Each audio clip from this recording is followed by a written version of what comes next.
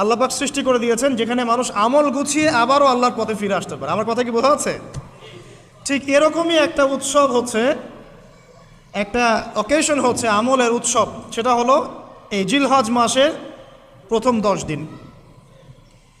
এই জিলহজ মাসের প্রথম 10 দিন সম্পর্কে আল্লাহ পাক সূরা ফজরের মধ্যে শপথ করেছেন, ওয়াল ফজরি, ফজরের কসম, ওয়াল লায়ালিন আশর, এবং এই 10 রাতের কসম। এই 10 রাত বলতে এখানে জিলহজ মাসের এই 10 দিন এবং 10 রাতকে বোঝানো হয়।